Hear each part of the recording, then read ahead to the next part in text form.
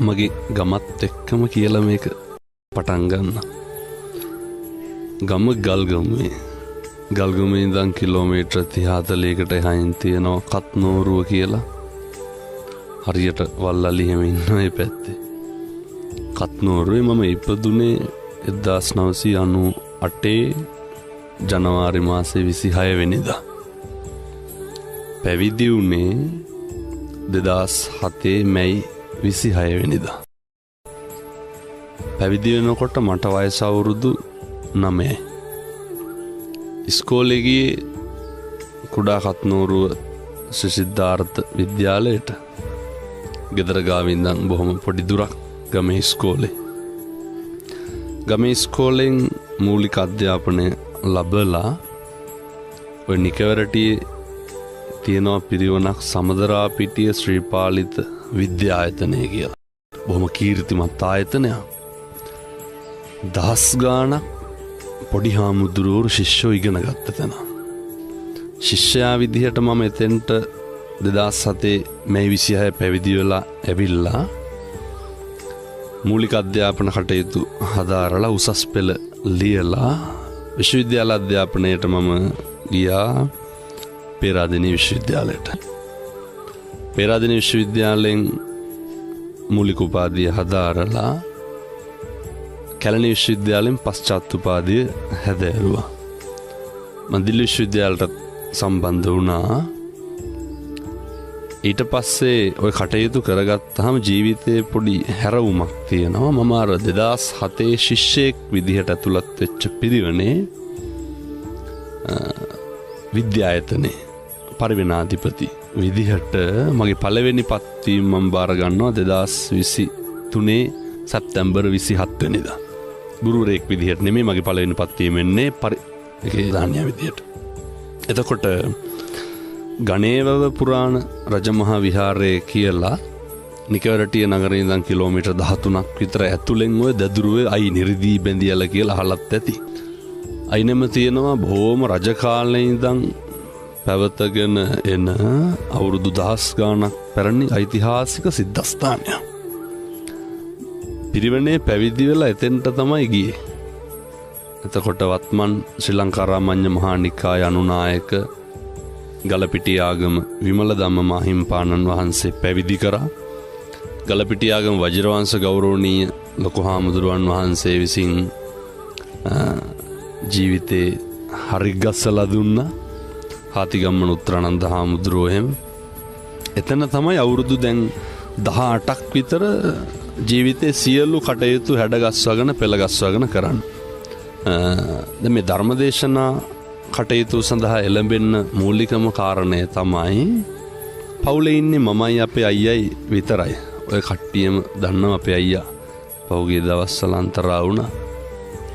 මේ ලංකාවේ බොහොම ප්‍රසිද්ධ නාලිකාවක මම ඉස්සරළම ධර්මදේශනාවක් පැවැත්වුවේ ජාතික රූපවාහිනියේනේ. අපේ අයියා තමයි මාව එක් කරගෙන යන්නේ. අයියාගේ අඳුරුම්කමට සම්බන්ධකමට. දැන් එතකොට මේ ලෝකයක් බනහන්නේ කාට පින් සිද්ධ වෙන්නද? අයියට පින් සිද්ධ වෙන්න. අයියා තමයි ඒ ලෝකයට දහම් පණිවිඩය බෙදන්න අවශ්‍ය මාවත හරිගස්සලා දුන්නේ. ඒවා අහම්බේ.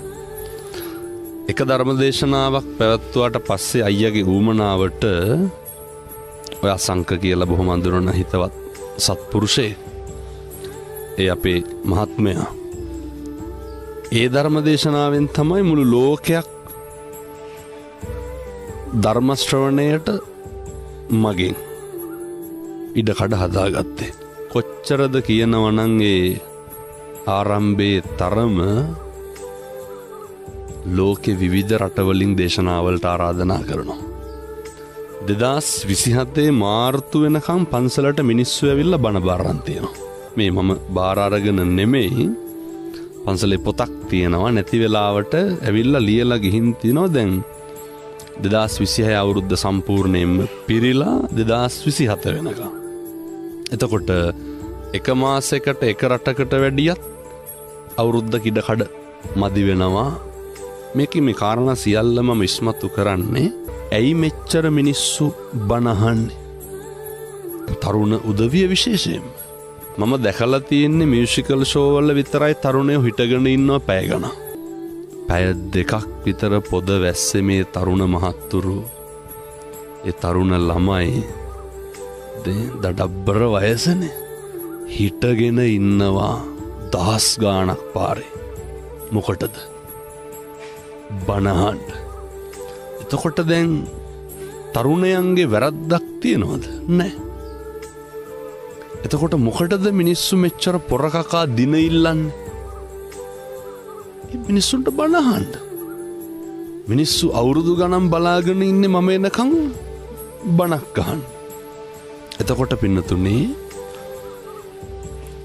අපිට හැඟෙනවා තේරුම් යනවා මිනිස්සුන්ට බනහන්න ඕනේ. ඒකෙන් පැහැදිලි වෙන කාරණේ තමයි මිනිස්සු පිච්චෙනවා. මිනිස්සු ගැටලුවල ඉන්නේ. මිනිස්සු හරි ආතතියෙන් මිනිස්සු හරි පීඩණයෙන් ඉන්නේ. ඒ ආතතිය සහ පීඩනය මත මිනිස්සුන්ගේ භාවයන් ක්‍රියාත්මක වීමත් එක්ක හොඳ නරක තීරණය වෙනවා මිසක් කල් මිනිස්සුන්ගේ වැරද්දක් නැහැ. තව එකක් තමයි ඔය තමන්ගේ තියෙන බාහිර හැකියාවක් පෙන්නලා ඒ සේරම යට කරගෙන යනවා පින්නතුනි දේශනා ප්‍රාතිහාරයට. තථාගතයන් වහන්සේගේ දේශනා ප්‍රාතිහාර නොතිබෙන්න 62ක් මිත්‍යා මතවලින් ගහන වෙච්ච ඉන්දියාව මුළු ලෝකෙම මේක වැළඳගත්තේ.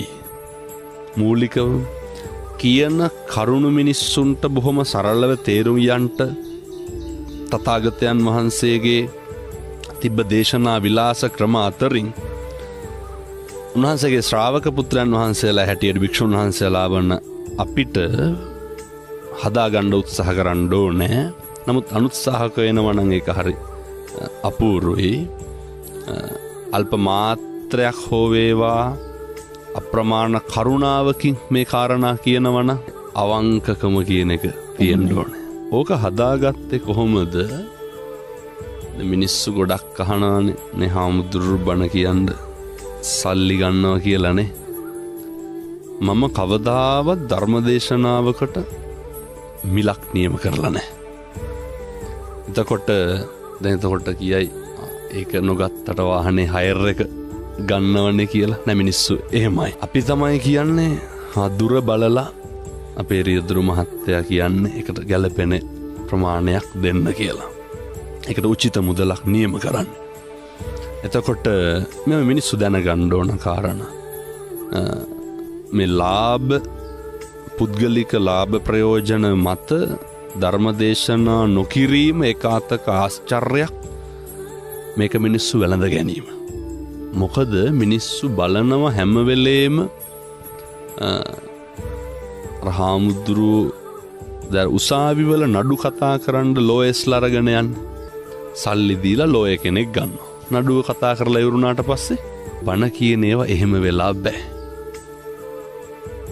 ඒක හාමුදුරු කෙනෙක් සල්ලි දීලා අරගෙන ගිහිල්ලා බණක් කියවනවා එක සමානයි ලෝය කෙනෙක් අරගෙන ගිහිල්ලා නඩුව කතා කරලා යන එකට.